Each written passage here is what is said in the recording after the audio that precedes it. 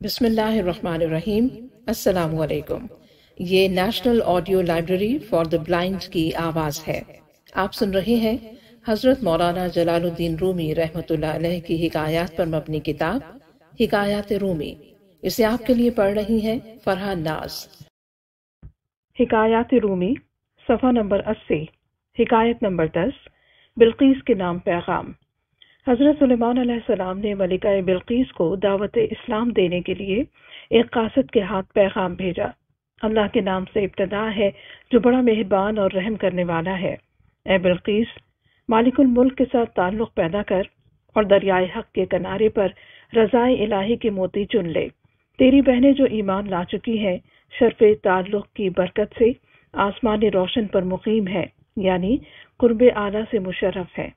اے بلقیس، تجھے کیا ہو گیا ہے کہ تو ایک مردار دنیا پر عاشق ہے؟ جو ایمان لا چکی ہے اللہ تعالیٰ نے ان کو اپنی عظیم عنایات سے جو کچھ دیا ہے ان کی تجھے بھی کچھ خبر ہے؟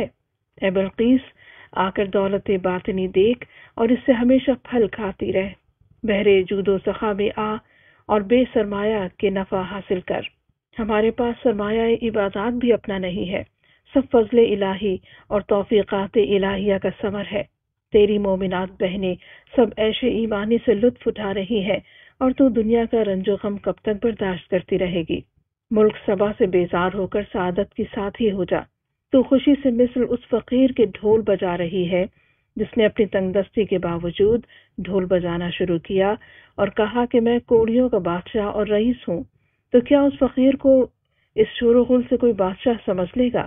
اس طرح تو اس دنیا کی ملکہ اور رئیسہ بنی ہوئی ہے جو کہ کوڑی سے بھی زیادہ پلید اور گندی ہے۔ لہٰذا اس کو ترک کر دے اور آخرت کی دائمی دولت کی طرف حریص ہو جا۔ اپنے ارادہ و اختیار سے ہدایت کو قبول کر لے، قبل اس کے کہ اسی گندگی اور مردار پرستی کی حالت میں تجھے موت آ کر بے اختیار کر دے۔ موت سے پہلے اسلام قبول کر لے اور حق تعالیٰ کے قرب کی سلطنت کا نظارہ کر لے۔ قضائے الہیہ سے جنگ نہ کر ورنہ موت آئے گی اور تجھے کان سے پکڑ کر مالک حقیقی کے پاس لے جائے گی۔ اس وقت سوائے ندامت کے تجھے کیا ملے گا؟ جس طرح چور کو سپاہی کھینچ کر کوتوال کے پاس لے جاتا ہے، اس طرح کل کو موت تجھے کھینچ کر لے جائے گی۔ تیری بہنیں جو ایمان لا چکی ہیں اسلام کی دولت سے سلطنت لازوال کی مالک ہیں اور تو دنیائے حقیر کے لیے خوش ہو رہی ہے۔ دنیا پرستی سے باز آ جا۔ مبارکباد کا مستحق ہے وہ شخص جو اس ملک فانی کی محبت سے آزاد ہو گیا، کیونکہ موت اس دنیا کو اور دنیا کی تمام لذتوں کو ہم سے چھڑانے والی ہے۔